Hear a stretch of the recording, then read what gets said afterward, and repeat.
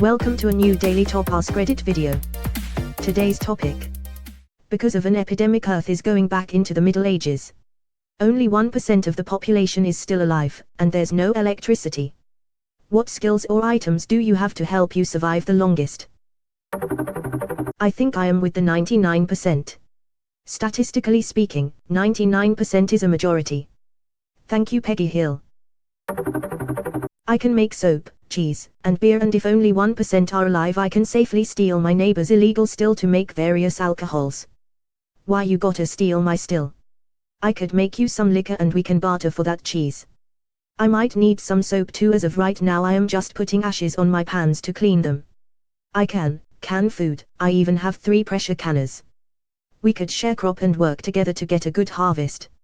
However, if you want to steal something, some seeds and spices would be a start. As well as a shit ton of salt, sugar, flour, and oils. 3 pressure canners. Only need 1 All-American for you and your great-grandchildren. Not my web development skills, that's for sure. I am lying to myself that my superior logic will save me equals. There's no Google and Stack Overflow to refer to in the Middle Ages. Finally, all those years of Boy Scouts is about to pay off. He's dead lol. Finally. This, but too heroically. I learned so much from Scouts: rock climbing, metalworking, foraging, sailing, backpacking, water purification, fire cooking, archery, astronomy, first aid, orienteering. Plenty of things I got a grasp of early on in Scouts that turned into pastimes, hobbies, talents, refined skills. It is what you put into it, but Scouting did so much for me. And you may never become particularly good at any one of those things. However, having a very broad and general understanding of how everything works makes you just knowledgeable enough to be dangerous, and that can often be better than somebody who only knows one thing. Edit to capture the sentiment everyone else is sharing with one of my favorite quotes and my own personal life philosophy. A human being should be able to change a diaper, plan an invasion, butcher a hog, cow a ship, design a building, write a sonnet, balance accounts, build a wall, set a bone, comfort the dying, take orders, give orders, cooperate, act alone, solve equations, is a new problem, pitch manure, program a computer, cook a tasty meal, fight efficiently, die gallantly. Specializatio is for insects. Robert Hiley. Well, I have a bow and I know how to make another one. Bowyers always had jobs in the Middle Ages. Was it making bows? They were also fantastic cooks. Edit, thanks for the silver. I'm in a similar boat. I'm a metallurgist, so while I don't have the practical skill to smith, I know all the important science about alloying and heat treating. Me in a post-apocalypse scenario, you looking to protect yourself, or deal some damage? Metallurgist. Could you still do your craft without electricity?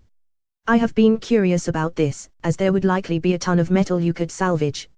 On another note, I have considered picking up flint knapping. I have a friend that is into it, but it is considered overkill with the proliferation of steel, as it would be far easier to just cut yourself an arrowhead from scrapped steel. Falconry has kinda fallen off in the last 600 years, but if it makes a mainstream comeback it'll be pretty. My work has a no birds of prey clause in the employee handbook now because someone kept bringing their falcon to work. What? Is it an environment where you would expect to see falcons? So why is there no electricity? Is it something I could fix? Because I can do that. Don't know, haha. That's what always happens in those apocalyptic movies, right? The power shuts down almost always. To be fair, in many cases, depending on the grid, it makes sense. Most fossil fuel plants have to have material brought in, so in an apocalypse a coal plant would run out of coal. However, if your part of the grid is primarily wind, water, or solar, you should be fine. I'd be dead within half an hour. I'd be dead within 15 minutes. Elmeo, I'd be D. Immunity to what killed everyone else. It was unstandard, that's why. I was a Boy Scout. I can tie knots. Look at this guy, thinks he's captain of tie knots. Whenever anyone needs a knot tied they go to him. I'm a fairly decent archer. Provide me with food and I'll give you free time at the brothel I plan on opening. God has left the chat. Robert Kelly has entered the chat. Edit, I meant Robert, I got the name wrong. I'm a geologist, so I could identify likely locations of ore deposits. I also work in a mine, so I know a fair bit about mineral extraction, mine engineering and metallurgy. I know enough to find an iron/copper/gold deposit, separate the ore minerals and at least have a go at smelting them into a usable state. However, the smelting of iron requires a fair bit more effort and technology than copper or gold. Although if this scenario involves humanity just regressing to a medieval level of technology/development rather than straight up time travel to the past, this might be significantly more difficult as the large majority of easy to find and exploit economic mineral deposits have already been found and exploited. Most gold mines are deep underground these days. A few thousand years ago gold ores were just laying around, outcropping on the surface just waiting for someone to come along and take the easy pickings. The good news is that with 99% of the population dead, all that gold that was laying on the surface is now just chilling out in jewelry boxes and shitty sentry safes that can be shattered with a wood-splitting maul. It'd be 500 years before anyone had to turn a shovel of rocks to get gold again. So you're saying it's still laying on the surface just in different places now? I've watched a lot of primitive technology videos. Edit, as people have commented /asked, sure, I haven't actually made anything from videos myself yet, but I remember off the top of my head the basic concepts to a lot of what I have seen. I wouldn't be able to make things perfectly first time, it would take some trial and error before I was successful, but life is a learning process. I've watched so many of those and only like 2 months ago realized that he had subtitles to explain what he was doing. Me and my fears just guessed all the time. We felt like morons, still do. I'm small so don't take up a lot of space and honestly can go unnoticed in a lot of bad situations. I also make a great follower and know how to not be annoying, so I'll find someone competent and be on their team for survivorship. Are you a hobbit by any chance? No. They said they know how not to be annoying. This feels like an overlooked and underappreciated feature to have. So many people like me fantasize about being the leader in these scenarios, but leaders need to lead someone. If you are willing to put up your hand and say I'll follow and contribute, you're way ahead of the game. Good job. Cooperation is a very good survival skill. For starters, I'd try and make my way to Boulder. Reply. Or Vegas, if you lean that way. MOON, that spells Vegas. I know how to preserve foods with canning and fermentation, as well as make wine. Every apocalypse has to have booze. Also known how to properly cull and butcher birds, fish and rabbits. We raise 2 kinds of poultry and adding a 3rd soon, and have meat rabbits. Currently have 2 apple, 6 peach, and multiple mulberries, all mature producing fruit trees, as well as blackberries, rhubarb, grapes and asparagus. Have a pretty good knowledge of wild food, 2 wells on the property, and know of a nearby large creek too. So I think while it would be a huge struggle, we could make it a long time. Edit, all of this is for my husband and kids. I wouldn't survive 6 months. Once my meds to control my autoimmune diseases ran out, another massive stroke or congestive HF would end me.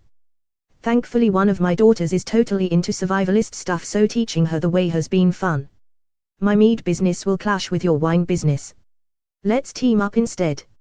Sounds like a great idea. Happen to know anyone with a skill and knowledge on using it? Hell, might be better to just make frozen applejack every winter, a lot less work.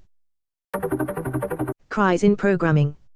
You can be in charge of setting up a system of signal/smoke fires across massive distances and connect allied cities by using your own combinations of 1s and 0s. I mean, it's not exactly scripting, but it's still pretty useful. That's called Morse Code. I can fight with swords. Not much, but it's honest work. I keep a cutlass in my trunk because I don't have anywhere to put it, and why not? It's been there for years, but I've never once done a damn thing with it. The moment I need it, though, you best know I'm ready. I heard if cops find a baseball bat without a glove and ball, they give you a weapons charge.